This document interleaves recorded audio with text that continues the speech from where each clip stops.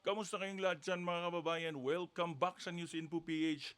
At eto na mga kababayan, kanya-kanyang hugas kamay na ang mga kawatan, mga kababayan. No? So eto mga kababayan, hugas kamay na ang palasyo at si PBBM at iginiit mga kababayan na hindi sila mananagot at wala silang kinalaman sa umano'y blankong items sa 2025 budget. So grabe mga kababayan, no? Una, mapapakamot ulo na lang tayo mga kababayan, no?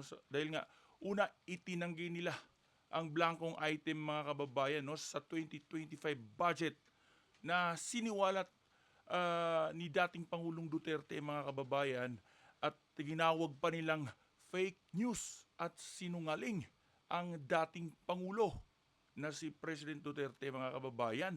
Tapos ngayon, nagkabukingan na at nagkabistuhan mga kababayan at kanya-kanya na silang hugas kamay, no? Mga kababayan, no? Isa-isa na silang nagpapalusot at naglaglagan mga kababayan para makatakas at hindi masangkot dito nga sa blankong item ng 2025 budget mga kababayan.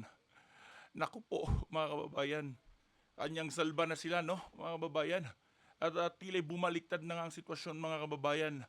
At ito, panoorin natin mga kababayan, itong paliwanag, no, at depensa nitong Malacanang, mga kababayan, dito kay President Duterte, President Bongbong Marcos mga kababayan. Narito ang statement nitong si Bersamin mga kababayan, no? Benjamin Bersamin ng executive neto ni President Bongbong Marcos mga kababayan. Sabay-sabay nating panoorin. Narito mga kababayan.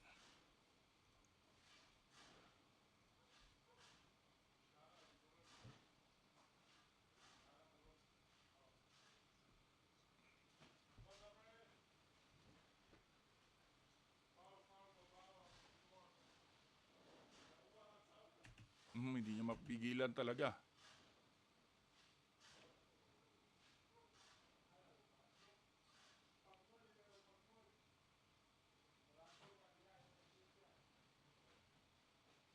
Hindi daw sila ang mananagot mga kababayan, no? So, hindi daw sila ang mananagot. Grabe mga kababayan.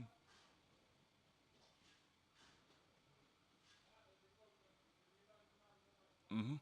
Wala daw silang kinalaman mga kababayan.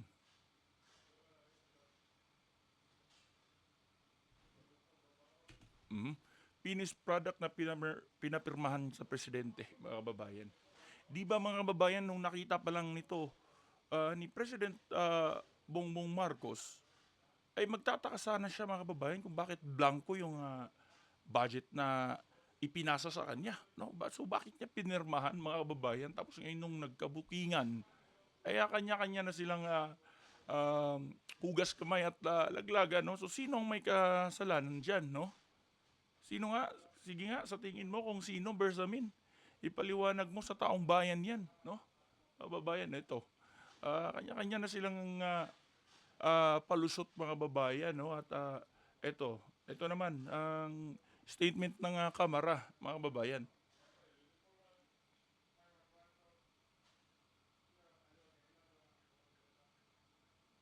Mhm.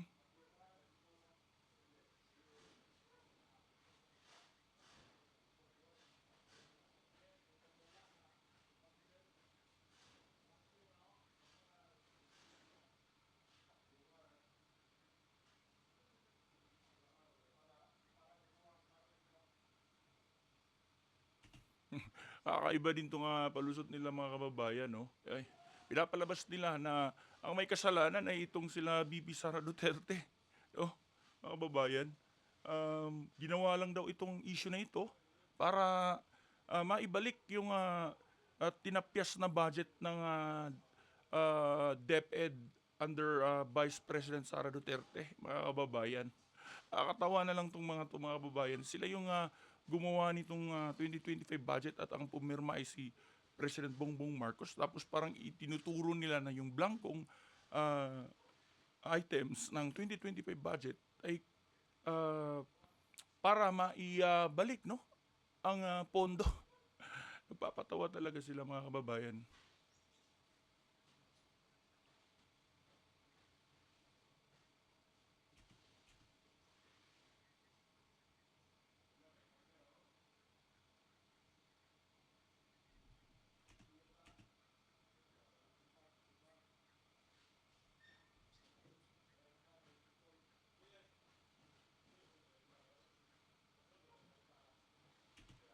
Mm. Mga kababayan, no? Pati nga si Senador Jaime Marcos, no? Siya na mismo nagsabi mga kababayan na bakit nga siya pipirma doon. So, kung nakikita niya, puro blanco lang, no?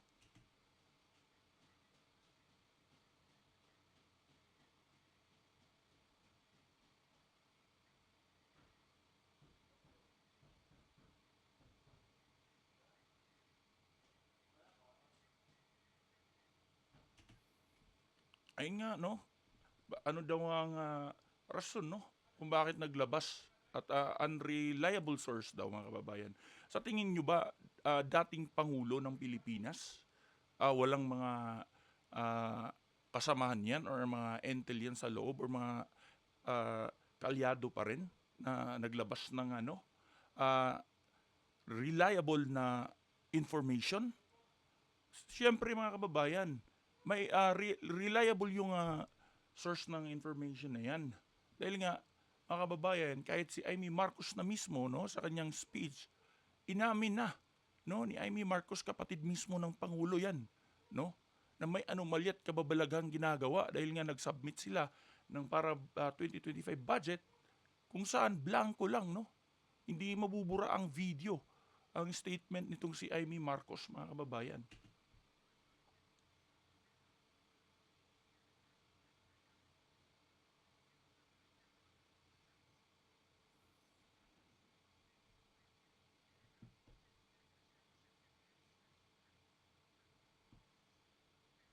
Mhm. Mga kababayan, no, kinumpirma na rin ni Franz Castro, mga kababayan, nagkalaglagan na talaga sila, no, mga kababayan. So, paano pa natin sasabihin unreliable source yan, mga kababayan? Pangatlong congressman na to, si Franz Castro, na nagsabing blanco nga, may blanco, etong 2025 budget. At hindi na nga napirmahan nila or nabusisi nila ng maayos dahil nga dun sa naghahabol sila ng oras at panahon daw. Yun ang punto naman ni Raul Manuel, mga kababayan.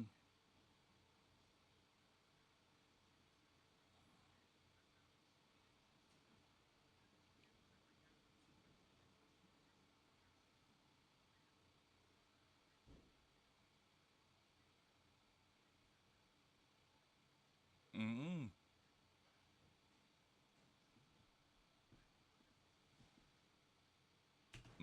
Wala na silang alam, mga kababayan, no? So, inamin, sabay bawi, no? Inamin na meron pero wala silang kasalanan. So, ayun ang mga kababayan, nagka laglagan at kanya-kanyang hugas kamay na sila.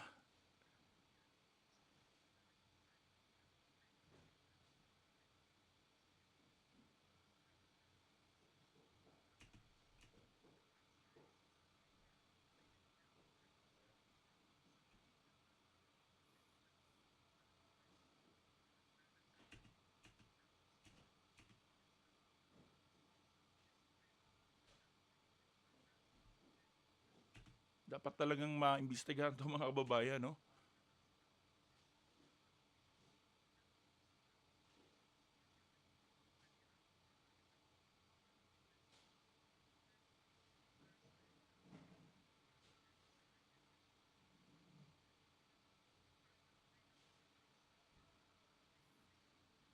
Mhm.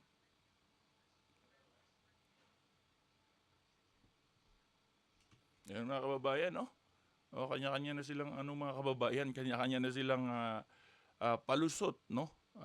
Para lumabas na inosente sila dito sa 2025 national budget, mga kababayan, kung saan may maraming blankong item, no? Na mayroong budget na bilyon-bilyon, mga kababayan. So, para saan 'yan, no? So, ayun, mga kababayan, ito ang napakatinding balita, no, na dapat talagang maaksyonan at matutukan dahil pera ng taong bayan ito, mga kababayan, na dapat um, matutukan talaga dahil sayang mga kababayan, mapupunta lang ito sa bulsa ng mga kawatan sa gobyerno. So ayun mga kababayan, ano masasabi mo sa video na ito? I-comment mo lang yung reaction mo sa video na ito mga kababayan, no? At huwag mo kalimutan na i-share para mapanood ito ng marami nating kababayan saan mang sulok ng mundo. Maraming salamat mga kababayan. Hanggang sa susunod natin na video.